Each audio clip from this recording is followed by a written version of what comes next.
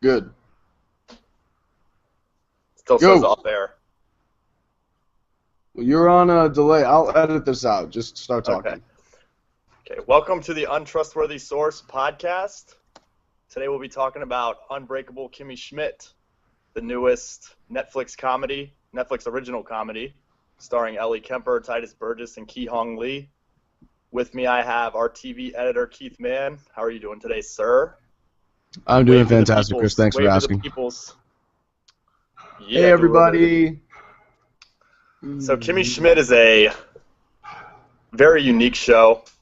The only thing it's really similar to is anything Tina Fey's really done in her past. And I believe that that's the truest, quality of this show. It's original in that sense, but if you're familiar with Tina Fey, you're going to recognize a lot of the humor, very absurdist humor, non-typical sitcom type shots, and the characters are extremely quirky. So, we wanted to get our expert's opinion, Keith Mann, what he thinks about the show here. Well, that's a lot to throw on me. Expert is not a word I would use to describe myself. More of a fanatic, but at the same time, basically my overall impression. I mean, like you, I don't know if you did this, but I binge watched it in maybe 3 days because I didn't know what to think of it. I knew Tina Fey wouldn't put out anything bad, but I didn't know if it would measure up to 30 Rock in the way I wanted it to. But after the first episode, it feels like an extension of 30 Rock. It doesn't feel exactly like 30 Rock, but it feels like the same universe, the same absurdist New York, and the same kind of writing, which is taking people that already exist, including Kimmy. I mean, it was written for Ellie Kemper, the entire part, and it kind of shows because it's based around how she is in real life, but way more exaggerated, obviously, to make it entertaining. And characters like Titus, Jane Krakowski as the mom, another aging character who, plays that part well. It's the same part she played as Jenna, except she's not famous, she's just rich. But I guess what I'm saying is I like the fact that it has that feel of this is based in reality, but it's written to be hilariously clever and exaggerated so those people don't feel like they're acting too much. It feels natural, is what I'm trying to say. So the interactions feel kind of natural, and the writing feels really organic rather than, it shouldn't work as well as it does being that absurd. It should feel kind of like, if you ever watch Portlandia, when Portlandia is bad, like it should feel like that, but it doesn't. It feels, grounded in reality, and those characters feel real, and you can connect to them a lot easier than you would if you had a shittier writing team or worse showrunner behind it. Yeah, good call on Jane Krakowski. Forgot to mention her at the beginning. Her character is great. I definitely agree with the part about it being similar to Jenna from 30 Rock. I think she's a little bit more laid back in the show, but still the same kind of facial expressions. So less crazy. Less crazy, but more vain, if that's possible. Yeah. She's definitely more vain in this show. She's richer somehow. I mean, the difference is that she's a gold digger, I guess you could say, wife married to a rich man, as opposed to being just a player on like an SNL type show. And an American Indian. And an American Indian. I have no idea what you're talking about. Remember, she's Native American. Is she? In the fucking show, remember her parents? She leaves like the reserve and goes to New York. Oh, that's right. Yes. See, you made me look like an ass. You're right. You're absolutely right. He's right about that. I binge watched it, so it didn't get to marinate on me. That's one of the details I did forget there. But yeah, I think she's great in the show as well. And building off what you said, yeah, the writing does feel really organic. This show's almost more absurd than 30 Rock.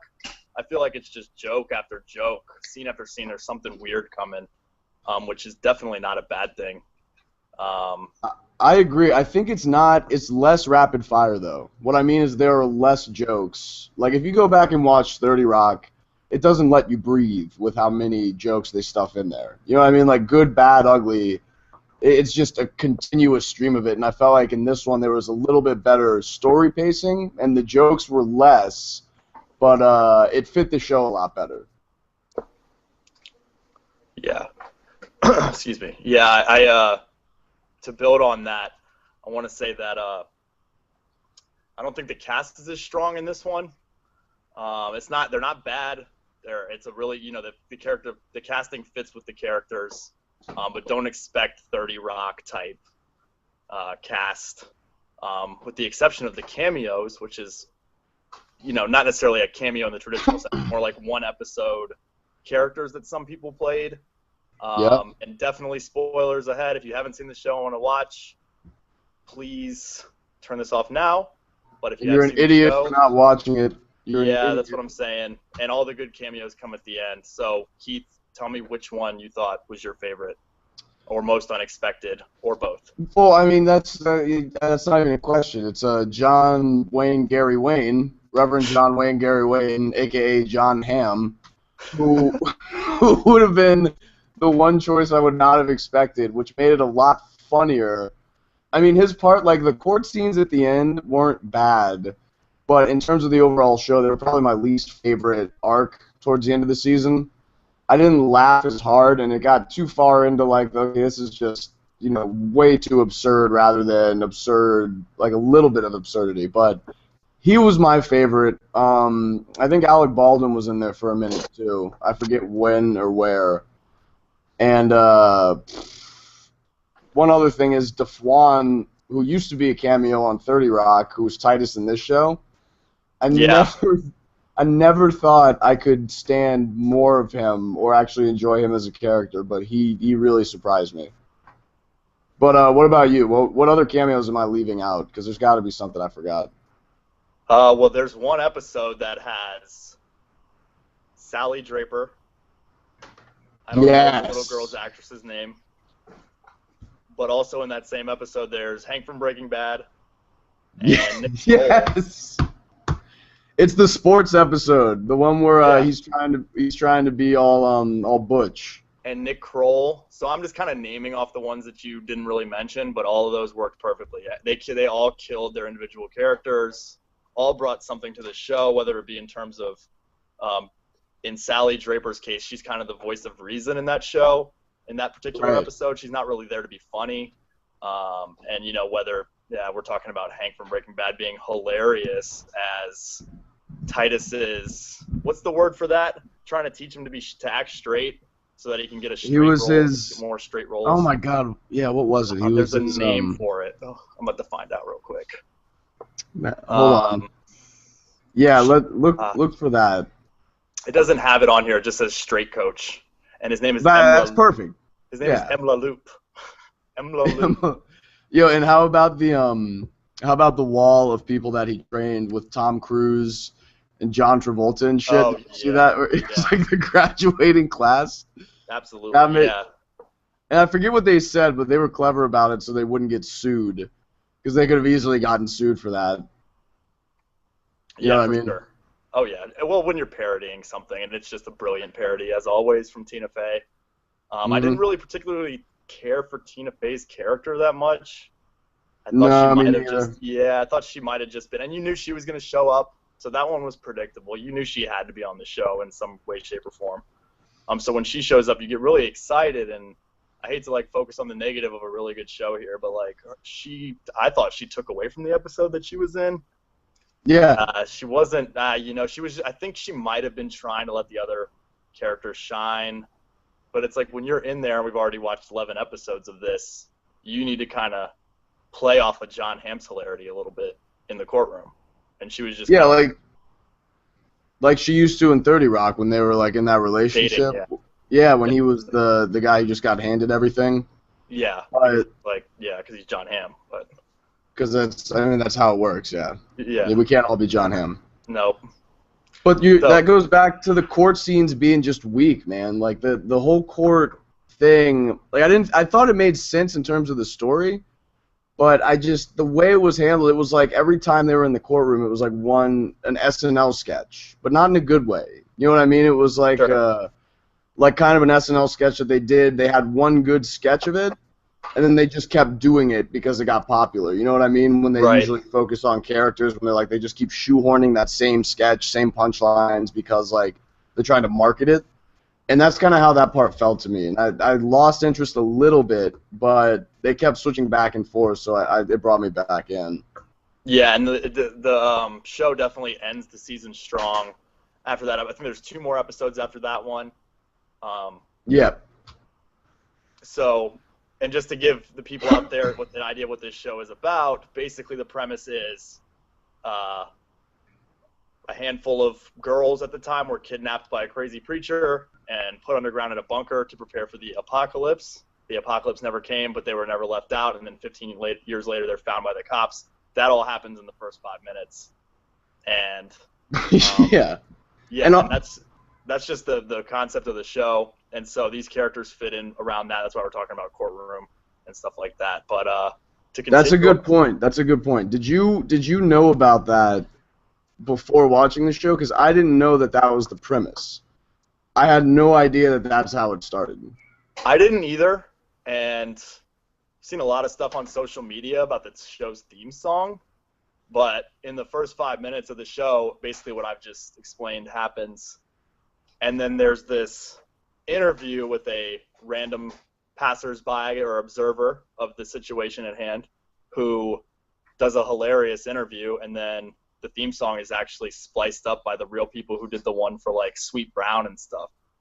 So The auto-tune guys, those people are geniuses at that. As dumb as that shit is, like that is some of the funny, like it makes me laugh every single time, dude.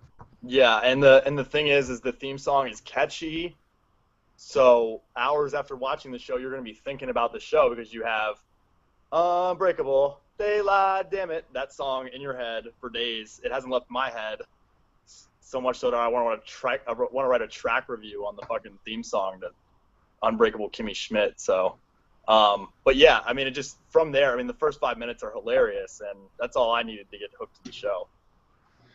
And I was watching it like, where is this going? Because I really didn't read anything about it, and I didn't do any pre-research. Not because I didn't want to, I just forgot, you know. And then I saw it get released, and I'm like, all right, I turned it on, and like when they got pulled out of that bunker, I was just thinking, like, it hooked me instantly. One, because I was like, I've never seen a premise like that. And two, how is this going to be funny? You know, like, how are they going to make a fucking cult surviving story funny where they were in an underground bunker for years? But the whole fish out of water in New York thing, I mean, that just gave her another excuse to press the reset button on that type of story and then go back to telling it again. I mean, there were some gags that were redone and stuff, but they were new enough that I still liked it. Like, the one that comes to mind is when they had the construction worker who was secretly gay.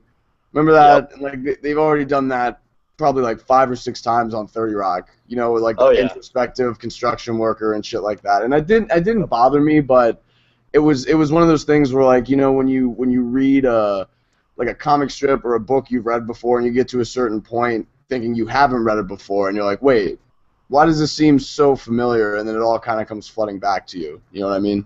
Oh, yeah, deja vu kind of. My favorite, I got to look it up really quick. My favorite was, can we get the job? Can we, the one where Titus makes the Pinot Noir, the love of black penis. And I think she's trying to get educated in that one. Kimmy goes to school. That one's good. I was going to say that one as well. Yeah, because the teacher, Richard Kind, was that's one of my favorite character actors ever. And he had some great line deliveries and jokes, but he like knocked him out of the park when he's like, look, my teaching methods may be unconventional, and he just walks out of the room. he's about to finish his sentence with something profound, and he just doesn't care enough. Yeah, exactly. Yeah. But yeah, there was one gag that comes to my mind about which obviously in that episode Kimmy's trying to get him to be motivated to teach the GED class. Yeah. Obviously, he always has a circumstance as to why he can't. Whenever she comes up with a solution to the previous one, so she attempts to reconnect him with one of his former students when he was an actual like non-GED prep teacher. I think they said he taught like science or something, and Yeah. it was based on that quote in the yearbook about I'll never forget what you did, something like that, and she misread it as something being good, and then it goes in another direction, and then another direction, and there's so many jokes like that from that specific scene that it's just typical Tina Fey absurdist. I think they call it hippie humor. It's pretty much hippie humor. So the writing is as sharp as ever. I would say it's hard to be as good as 30 Rock, but I think this show has some promise. I'm definitely going to be tuned in next season when it comes on. So now that, we're kind of done with that, came out about a month ago, and we've seen it now.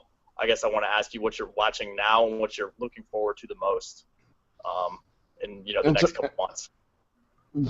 Louis, of course. Game of Thrones, Mad Men. Even though I'm not a super fan, I like seeing the end of stuff. Oh yeah. But Louis for sure is probably the one because I've invested every single first run of that show. So I love Louis, and I can't wait to write about the crazy shit that he does this year. Yeah, absolutely, man. Louis' strongest season was last season. I thought season 4 was. You think?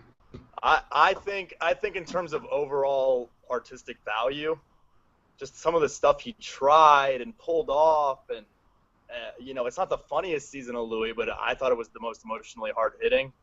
I thought the 6 episode, I think it was like 6 episodes, the elevators episode was one of the best things I've ever seen in TV. That whole storyline was really, really fascinating. Just like how it spoke on relationships, Yeah, and just the way it was shot it was shot like a horror movie, like a 1940s French horror movie. That's what I would describe it as in the way it was shot. It was just something you've never seen from a comedy before, and it's crazy because Louis directs, writes, stars, edits.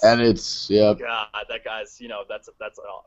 I'm definitely looking forward to Louis. I wholeheartedly agree there. I'm a huge Mad Men fan. I'm looking forward to that.